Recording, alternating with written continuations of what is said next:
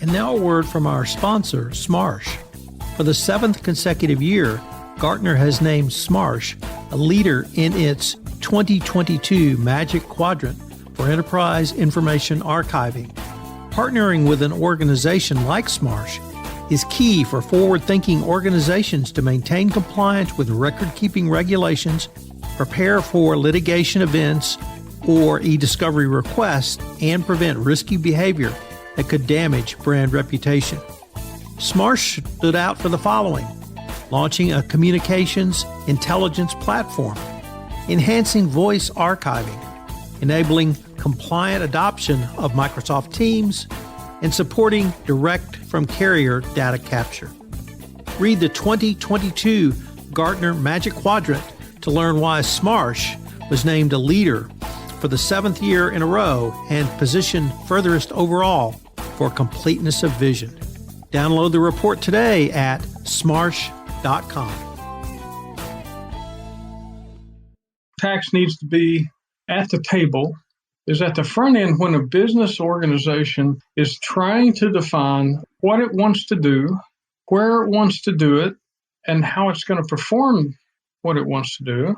Tax needs to be at the table to help with each one of those components. Hello, everyone. This is Tom Fox. I'd like to welcome you to a special 5-part podcast series, Taxman, on the intersection of tax and compliance. In this series, I visit with tax professional Tracy Howell. Tracy has worked at multiple multinational corporations and literally lived across the globe in practicing tax. These episodes include Episode 1, Why Should Tax Talk to Compliance? Episode 2, What is Transfer Pricing? Episode 3, Why Tax Should Have a Seat at the Table. Episode 4, Tax and Supply Chain. And Episode 5, Tax and ESG. I know you will learn a lot in this series, whether you're a compliance professional, legal professional, or other non-tax professional. This special series, Taxman on the Intersection of Tax and Compliance, is a special presentation of the Compliance Podcast Network.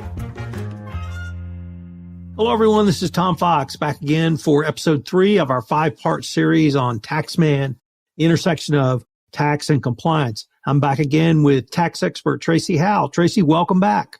Hey, thanks, Tom. I'm glad to be back. Thanks for having me. Tracy, we're going to take up in this episode, I think, perhaps the most near and dear phrase I ever heard you utter around tax when we worked together, and that's, why should tax have a seat at the table? So could you start off by telling us what you meant by a seat at the table, and then why is it so critical that tax be at that table? Yeah, I think it's really apparent that income tax, corporate income tax, is a pretty significant component of an entity's operating results, with a statutory tax rates in any jurisdiction between 20 to 30% of profits. A corporation's ultimate objective is a generation of net income or distributable profit. It's pretty important if you do make sales. The business cycle includes sales, costs to deliver those sales, which generate a profit. And a lot of times people think, okay, that's the end of it. Well, but then you take on the additional work of corporate income tax, and that's a significant component. And the reason I've always said tax needs to be at the table is at the front end when a business organization is trying to define what it wants to do, where it wants to do it, and how it's going to perform what it wants to do. Tax needs to be at the table to help with each one of those components. In other words, if a company wants to, say, manufacture, and then the company wants to sell those manufactured goods, and then you ask the question, okay, where do you want to sell those goods? Where's your customer base? And therefore, the location of the manufacturing activity and the subsequent resale to third parties to generate a profit, Tom, you can get different answers based on where you're manufacturing and where you're selling. And so normally, Tom, if tax isn't at the table, the thought process is pretty much focused on the manufacturing activity, which would be procurement of raw materials, the application of direct labor equals finished goods, and then where you sell them. But Tom, at that point in time, all those activities, you can get substantially different results if you're manufacturing and then you're trying to sell across 25 different borders. You're importing goods from 5 different countries. So tax can provide an umbrella, Tom, to achieve those corporate objectives if they're involved at the front end as opposed to the back end, which sometimes you've seen us have to work with damage control or risk mitigation. So if they're at the table at the front, they can help the company.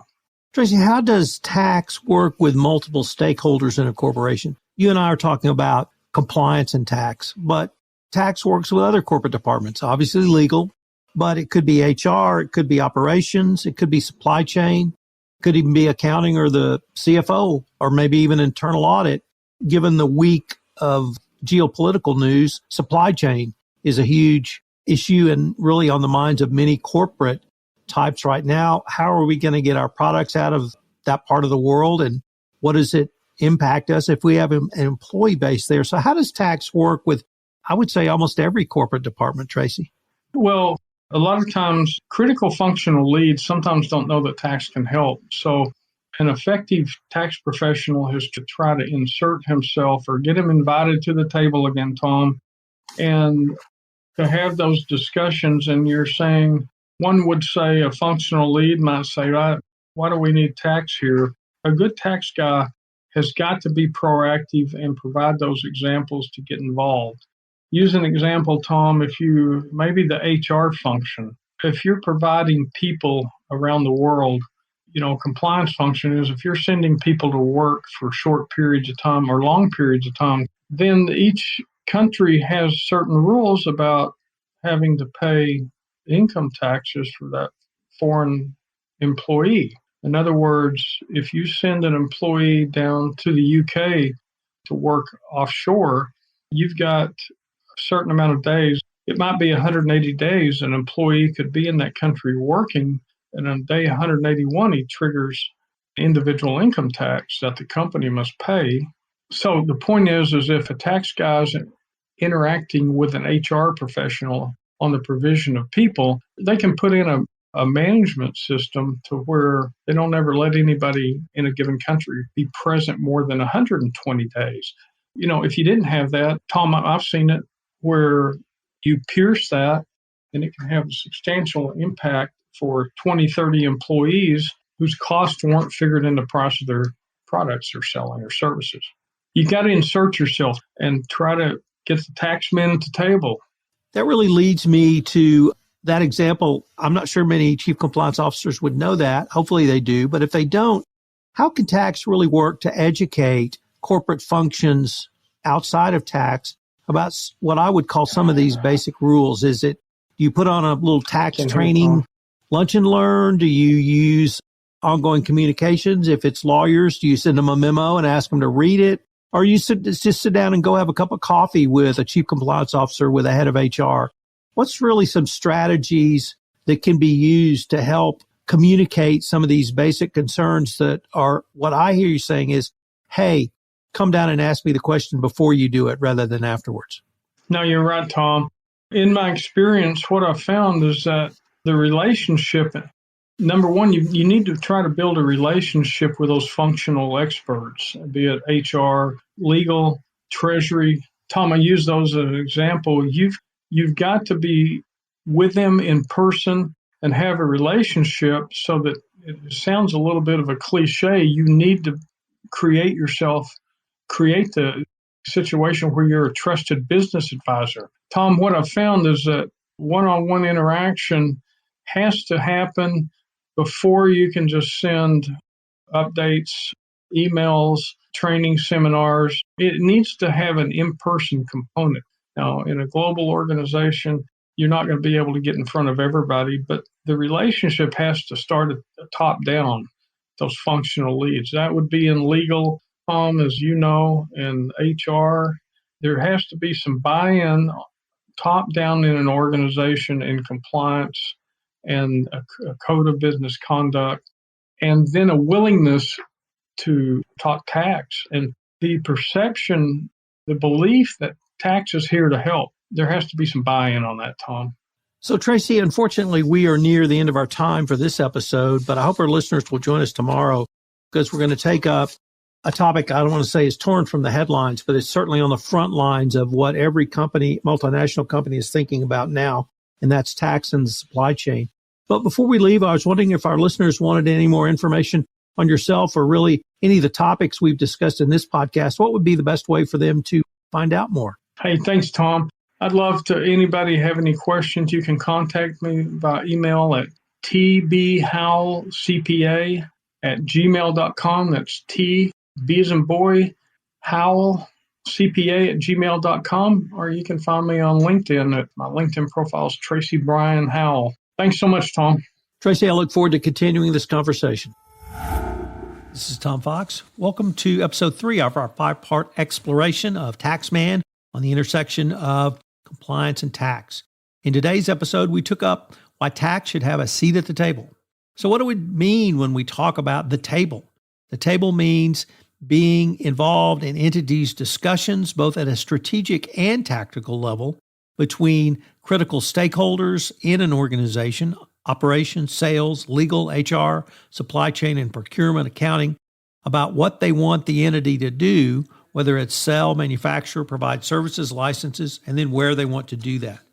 Whatever activity an entity wants to do, it needs to assess the optimum way to do so and a location to perform that activity. Tax impacts the net income of an entity, which is to distribute income to shareholders, i.e. taxable income. It's a substantive expense that an organization has of up to 20 to 30% in tax rates. Therefore, tax can help and contribute to the bottom line. We discussed a couple of examples. In the first one, a company wants to manufacture in several places globally to distribute risk and to get closer to customers and supply chain locations and to take advantage of lower cost labor. Obviously, this has only become more important during the pandemic. If a company focuses on lower cost locations for raw materials and labor costs, but doesn't think about the tax burden in each potential location, you can end up with less distributable net income due to high tax regimes. Trapped cash, meaning you can't get it into your Treasury's global cash pool. What about R&D? Where's the best place to perform R&D? Where are the tax incentives available that bring the greatest value to an entity, such as one from the United States or Canada? Where does an entity want to own its IP? Always a critical question. And where's the best place to own IP literally across the globe? What about capturing newly created IP? M&A activity. This is where tax is a very high risk, which should impact how something's acquired, asset acquisition versus purchasing an entity. Hidden risk that can surface 3 to 5 years after an M&A transaction by a local entity can trap the IP, for instance. So taking a look at this early on, i.e. having tax at that M&A table, is critical. And what about domestically? Well, it can also be an issue for a U.S. company inside the United States. Where to manufacture can be a large number of incentives available to negotiate with state and local localities around tax regimes, pricing of goods and services. What about EBITDA and the bottom line? If operations does not have tax with a seat at the table, an important component or the rest of the story can leave many challenges in getting your cash home. Sales and use taxes on acquisitions can be mitigated with structuring a transaction. Tax should not dictate operations, but rather provide an umbrella for an entity to operate in the most effective structure going forward. Of course, the key here is for tax to be a part of the discussion, to be at the table.